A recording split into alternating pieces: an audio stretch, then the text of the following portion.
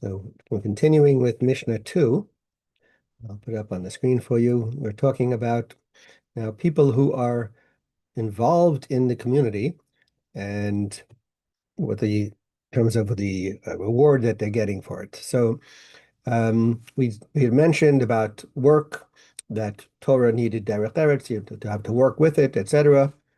And now the Mishnah says, "V'chol ha'amelim im hatzibur." Anyone who is working with the community, others have a different version says, "V'chol ha'oskim im hatzibur," which is engaged in the community. Yihiu amelim imohim l'shem shemaim. You should, if you're someone who works with the community, you should be working with the community for the sake of heaven.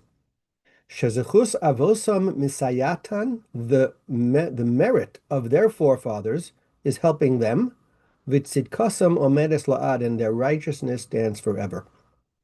The atem, and you, ma'ale ani alechem sachor harbe. This is like Hashem talking to us. Hashem says, I will give you a lot of reward, ki'ilu asisem, as if you had yourself had done it. A lot. So there's a lot there. So we'll start with the idea of amelim matziba, people who are working with the community. So if you're a person who does things for the community, it doesn't have to be that it's your job, but it could be as a volunteer as well. But you are doing things on behalf of the community, not just for yourself. So what's your attitude? So it says it should be for the sake of heaven, because there are many ulterior motives that a person could have as to why they are doing things for the public, right? You could do it because it's going to give you a lot of honor. It could be that it's going to put you in a position that, well, if I do all this, then I'll get things out of it because people will maybe give me business or other things that people will give me. So there's a lot of possibilities that a person's going to say, I'm not in it for the public good. I'm really in it for myself. Or there's other things you can sometimes take advantage of when you're working with the community to just sort of take from the community. So, and one other angle, which is important, which is an unfortunate one again, is some people just like to be able to tell others what to do and to be able to say, in a sense, like, I'm better than you, look, I'm doing this for you, you owe me, right? So all of those attitudes are not proper, and a person should be doing it l'shem shamayim, for the sake of heaven, should be doing it for the right reasons, for the ultimate good. The second part of that statement, though, is that even though you're working, you're doing all this work for them, don't think that you're the one who's making it happen. That when you accomplish something, that it's for them, that it's because of you. He says it's the merit of their forefathers. It's the zechusim, the good mitzvah, the mitzvahs that Avraham, Yitzchak, Yaakov, all their ancestors did. That's what's helping them now, and therefore their success, you looks like it's coming because you did all this work. Just because you did the work, we know, just because someone does work doesn't mean he's going to accomplish. So if it's successful, it's because of their ancestors, not necessarily because of you. And that's again another gut check to your ego, to say, like, don't think it's all because of you. And yet it tells us, and I'll put it back on the screen for a second. Yet the Mishnah tells us that even though that's true, still we're going to give you the reward. Even though we just said you didn't accomplish anything. It's the merit of their ancestors. Hashem says, "Well, I'm going to reward you anyway." Because look, bottom line is you put in the effort, and ultimately that's what we're supposed to do, right? Put in the effort, and the whether it's going to accomplish or not, that's up to God. Another angle that is brought is the Rambam brings that one of the things that happens is when you're involved in community work, is it prevents you from doing some other things, right? If I'm spending my time doing communal work, then I'm not able to do things for myself. So if I and let's keep it in the area of doing mitzvos. There are certain mitzvos I'm not going to be able to do because I won't have time for myself if I'm doing it for other people. So therefore, the it says Hashem, I'm going to credit you as if you did that mitzvah. If the reason why you're helping others is purely for the sake of heaven, then if you give up something else, you'll get credit for it anyway, even though you didn't actually do it. Another similar angle on that is, we sometimes you do something and you don't finish it. So he says Hashem will give you credit also again for doing something good. If you make the effort, you'll get credit even if you ultimately are not able to finish the job. The Bartanura looks at another idea about this again, similar in going back to how are you looking at it when you're doing for others? He uses the idea of don't put yourself in atara, don't like a crown. Don't pat yourself on the back so much and say, look what I did for the community.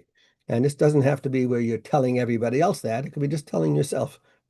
Don't make yourself feel like, oh, look what I did, I'm so great, etc.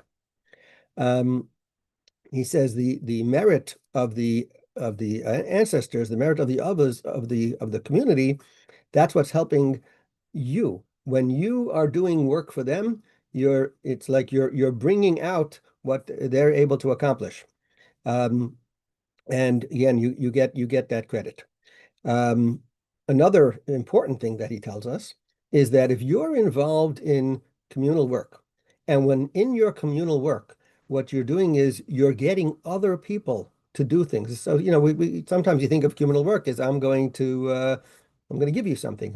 I'm doing you're not able to do it, so I do it for you, right? I provide whether it's, let's say, I'm providing food, I'm providing a service, whatever it is I'm doing. But there's another aspect of communal work, which many of us are involved in and familiar with, which is getting other people to do things. So let's say in the fundraising idea, right? So you have all the canvassers, let's say for Federation, right? They're all calling to ask other people to give. So so when you're doing that calling to ask other people to give, you're doing communal work and you're encouraging other people to do more. So that also, it says anyone who's working with the community to convince them that they should give tzedakah, or he uses an example of pidyon shivuyim, of something where you have to redeem captives, or other mitzvah, you're getting them to do another mitzvah. You're getting people to do more. Again, your intentions and your attitude should be l'shem shemayim, for the sake of heaven. And if you do that, then their merits of their ancestors will help them succeed in giving the amount needed, which means, let's say you need to raise $1 million, and the community is not so wealthy, or isn't in such a, they're not necessarily so easy for them.